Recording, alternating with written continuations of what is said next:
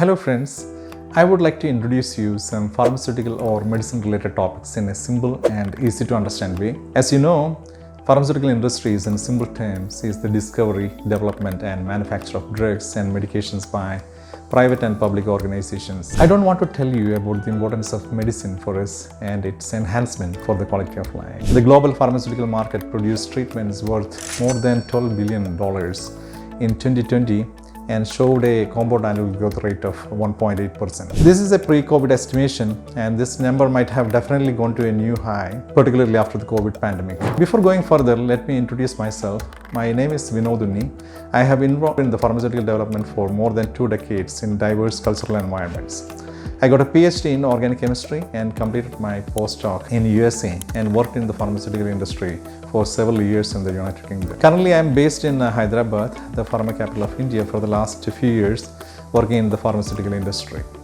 Inventing and making medicine are a highly complex task and it involves a huge number of specialist teams. This means that teams from chemistry, biology, analytical, engineering and manufacturing work together in the development of a medicine that is used for the treatment of a disease.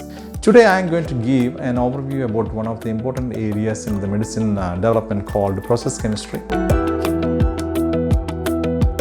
Making a new medicine or pharma drug could cost more than 1 billion and could take 10 to 15 years on average. It can be longer, particularly for complex disease types like cancer. Once we identify a medicinal compound or lead molecule for a disease, we have to produce that material on large quantities before making it available for the general public. I mean, large quantities of material is required during the preclinical and clinical stages, which is the assessment of drug safety data in animal models and later its efficacy or effectiveness and other parameters during the clinical trials in humans. This is where process chemistry comes into place. Process chemistry is the arm of pharmaceutical chemistry concerned with the development of practical, safe and cost-effective chemistry route for a drug substance to make it on large or commercial scale. One has to note that process chemistry is not only restricted to pharmaceutical. In fact, process chemistry is applicable wherever there is a need for large amount of chemical compound, be it in agrochemicals, polymer industry or several other related chemical fields. In the pharmaceutical industry, you will be commonly hear about another related chemistry discipline, which is called medicinal chemistry. Medicinal chemistry is the arm of pharmaceutical chemistry tasked with designing and synthesizing lead molecules for various disease indications on small scale at the beginning of the drug discovery program. I have to say, if you are a chemistry graduate, postgraduate or PhD, this is one of the 2 major areas where chemists work in the pharmaceutical industry. So my advice to the younger chemist and budding scientist in the audience is to choose one of these areas as per your liking.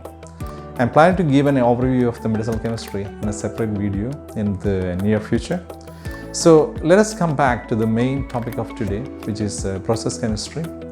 Let us take an example of paracetamol. I'm sure that most of you might have taken this medication during fever or to manage mild to moderate pain.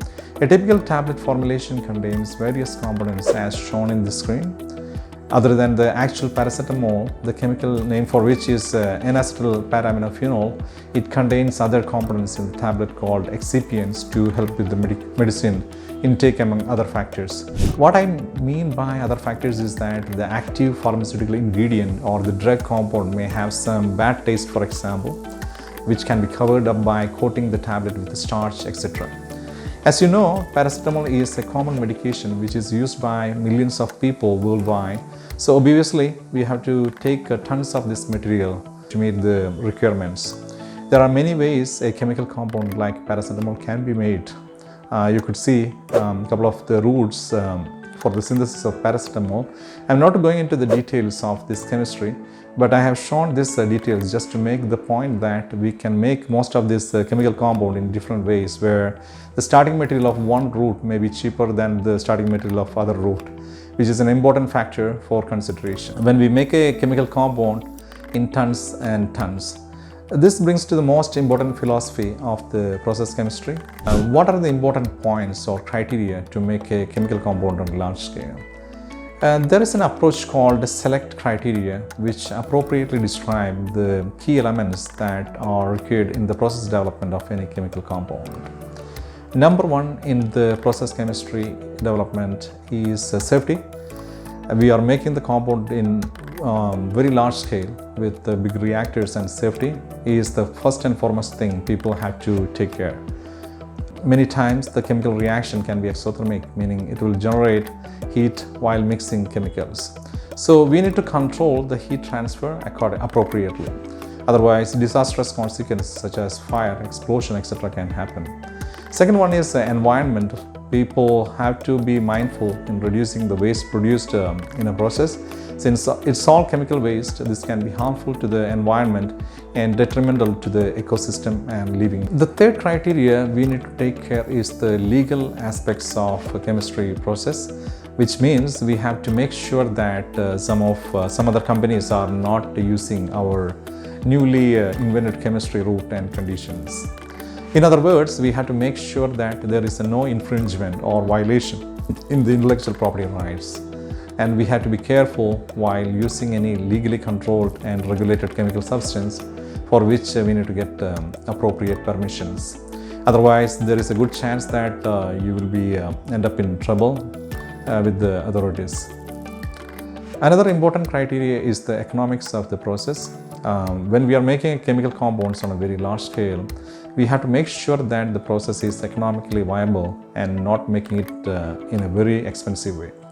The cost of goods should be the set target cost to make the process sustainable on long term and easily affordable. Another criteria is the control of the process outcome. This mainly means that the control of the quality of the product.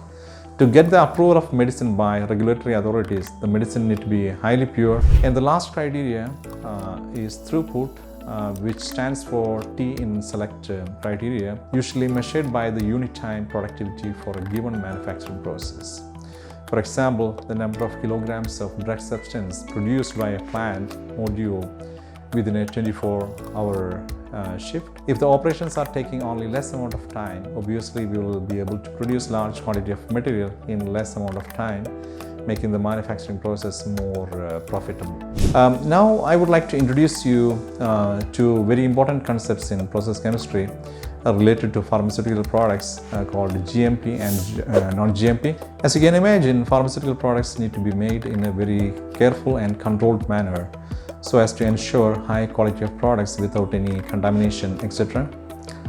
In the medicine world, companies follow a system called Good Manufacturing Practice, known in short as GMP. GMP is a system for ensuring that products are consistently produced and controlled according to the desired quality standards. To achieve this goal, GMP covers all aspects of production from the starting material, premises and equipment to the training of the staff. All these aspects of production need to be taken care to meet the quality standards. Detailed written procedures are essential for each chemical process that could affect the quality of the finished product so that people can follow these guidelines.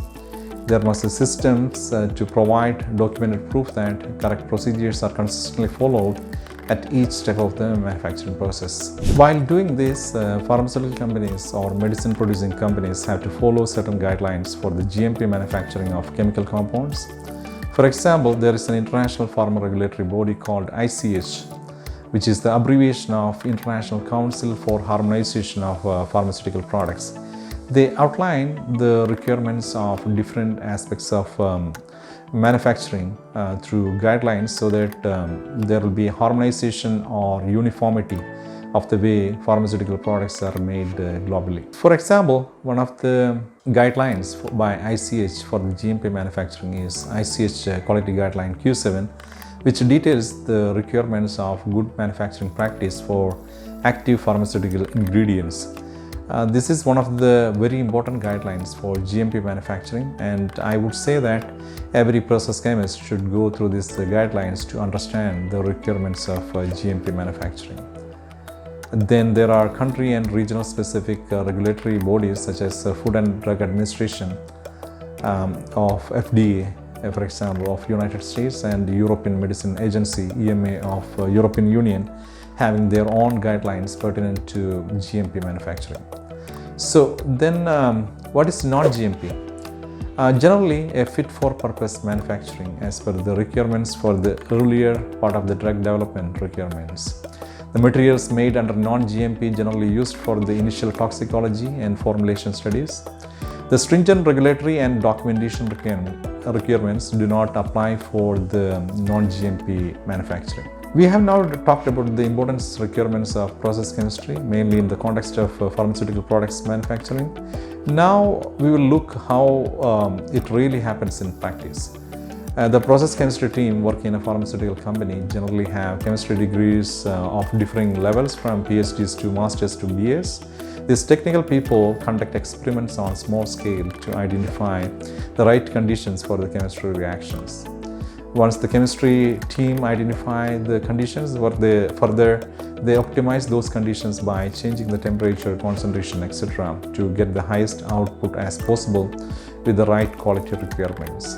Now, having all these details available, the process chemistry team will document all these details in the form of a process development report or process description, whichever way different companies like to call them. And after this, another activity follows called technology transfer. Technology transfer in simple terms is the transfer of any chemical process together with its documentation and professional expertise between R&D and manufacturing teams or sites. Through formal meetings and discussion, the manufacturing team then prepares appropriate documents, one of them called batch processing record, or in short BPR, to follow and complete the large-scale manufacturing. Friends, I hope you got a basic idea about the process chemistry in a pharmaceutical settings from this video.